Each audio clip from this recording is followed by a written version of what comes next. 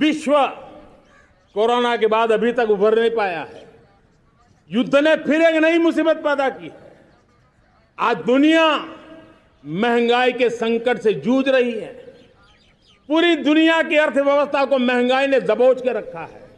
हम भी दुनिया से जिन सामान की जरूरत होती है लाते हैं, तो हमें सामान तो इंपोर्ट करते हैं। हमारा दुर्भाग्य है कि हमें महंगाई भी इंपोर्ट करनी पड़ती है, क्योंकि पूरी दुनिया को महंगाई ने जकड़ के रखा है। लेकिन मेरे प्यारे परिवारजनों, भारत ने महंगाई को नियंत्रित रखने के लिए भरसक प्रयास किए हैं। पिछले कालखंड की तुलना में हमें कुछ सफलता भी मिली है, लेकिन इतने से संतोष नहीं मान सकते। दुनिया से हमारी चीजें अच्छी हैं, इतने बात से हम सोच नहीं सकते। मुझे तो मेरे देशवासियों को महंगाई की बोझ कम से कम हो, इस दिशा में और भी कदम उठाने हैं और हम उस कदम को उठा के रहेंगे। मेरा प्रयास निरंतर जारी रहेगा।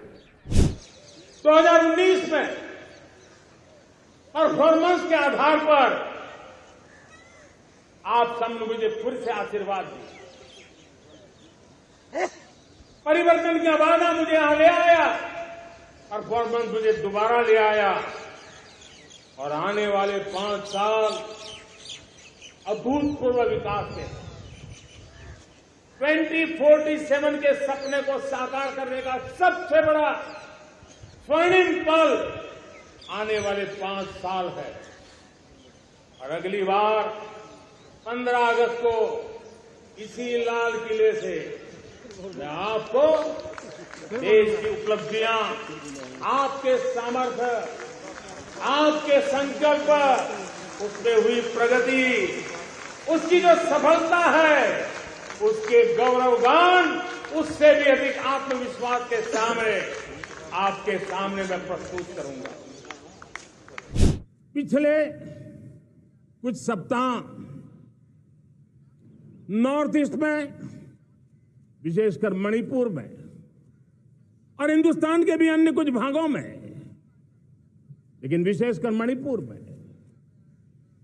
जो हिंसा का दौर चला, कई लोगों को अपना जीवन खोना पड़ा। मां बेटियों के सम्मान के साथ खिलवाड़ हुआ। लेकिन कुछ दिनों से लगातार शांति की खबरें आ रही हैं। देश मणिपुर के लोगों के साथ है। देश मणिपुर के लोगों को पिछले कुछ दिनों से जो शांति बनाए रखी है, उस शांति के पर्व को आगे बढ़ाए और शांति से ही समाधान का रास्ता निकलेगा। और राज्य और केंद्र सरकार मिलकर के उन समस्याओं के समाधान के लिए भरपूर प्रयास कर रही है, करती रहेगी। आज मेरे देश के लोकतंत्र में एक ऐसी विकृति आई है जो कभी भारत के लोकतंत्र को मजबूती नहीं दे सकती। और वो क्या है बीमारी? परिवारवादी पार्टियां। और उनका तो मंत्र क्या है? Party of the family, by the family and for the family.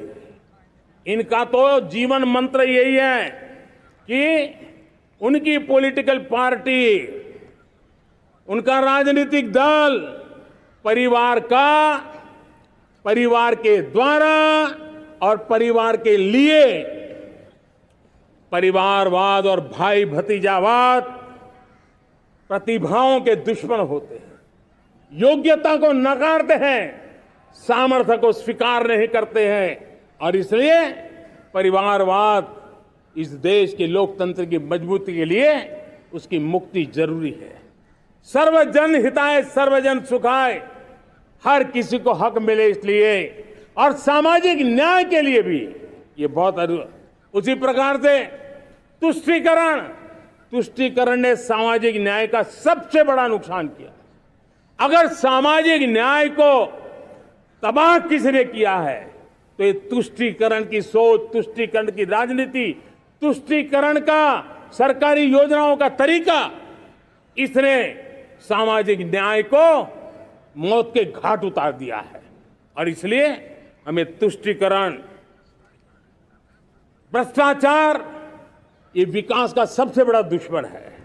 अगर देश विकास चाहता है, देश 2047 विकसित भारत का सपना का साकार करना चाहता है, तो हमारे लिए आवश्यक है कि हम किसी भी हालत में देश में भ्रष्टाचार को सहन नहीं करेंगे। इस मूड को लेकर के चलना चाहिए। हमारी कार्य संस्कृति बड़ा सोचना, दूर का सोचना, सर्वजन हिताय सर्वजन सुखाय सोचना, यह हमारी कार्यशैली रही है। और सोच से भी ज्यादा, संकल्प से भी ज्यादा हासिल कैसे करना, इस ऊर्जा के साथ हम काम करते हैं। हमने आजादी के अमृत महोत्सव में 75,000 अमृत सरोवर बनाने का संकल्प किया था। उस समय हमने हर जिले में 75 अमृत सरोवर बनाना संकल्प किया था। करीब 50-55 हजार अमृत सरोवर की कल्पना की थी, लेकिन आज करीब 75,000 अमृत सरोवर का काम निर्माण हो रहा है। ये अपने आप में बहुत बड़ा काम हो रहा है। जनशक्ति और जल शक्ति की ताकत भारत के पर्यावरण की रक्षा में भी काम आने वाली है। 18,000 गांवों तक बिजली पहुंचाना, जनधन बैंक खाते खोलना, बेटियों के लिए शौचालय बनाना, सारे टारगेट समय के पहले पूरी शक्ति से पूरे करेगा। और जब भारत ठान लेता है तो उसे पूरा करके रहता है। यह हमारा ट्रैक रिकॉर्ड कहता है। 200 करोड़ वैक्सीनेशन का काम, दुनिया हमें जब पूछती है 200 करोड़ सुनती है, उनकी आंखें फट जाती है। इतना बड़ा काम ये मेरे देश के आंगनवाड़ी वर्कर, हमारी आशा वर्कर, हमारी हेल्थ वर्कर, उन्होंने करके दिखाया। यह मेरे देश का सामर्थ्य है। 5G को रोल आउट किया, दुनिया में सबसे तेज गति से 5G रोल आउट करने वाला मेरा देश है। 700 से अधिक जिलों तक हम पहुंच चुके हैं और अब 6G की भी तैयारी कर रहे हैं। हमने टास्क फोर्स बना दिया है। रिन्यूएबल एनर्जी, हम टारगेट से पहले चले हैं। हमने रिन्यूएबल एनर्जी 2030 का जो टारगेट तय किया था, 21-22 में इसको पूरा कर दिया। हमने इथेनॉल में 20% ब्लेंडिंग की बात कही थी, वो भी हमने समय से 5 साल पहले पूरा कर दिया। हमने $500 बिलियन के एक्सपोर्ट की बात की थी, वो भी समय के पहले $500 बिलियन से ज्यादा कर दिया। हमने तय किया, जो हमारे देश में 25 साल से चर्चा हो रही थी कि देश में नई संसद बने, पार्लियामेंट का कोई सत्र ऐसा नहीं था नई संसद के। ये मोदी है, समय के पहले नई संसद बना करके रख दिया। मेरे प्यारे भाई बहनों, ये काम करने वाली सरकार है, निर्धारित लक्ष्यों को पार करने वाली सरकार है। ये नया भारत है, ये आत्मविश्वास से भरा हुआ भारत है। ये संकल्पों को चरितार्थ करने के लिए जी जान से जुटा हुआ भारत है। और इसलिए ये भारत न रुकता है, ये भारत न थकता है, ये भारत न हाँफता है और न ही ये भारत हारता है।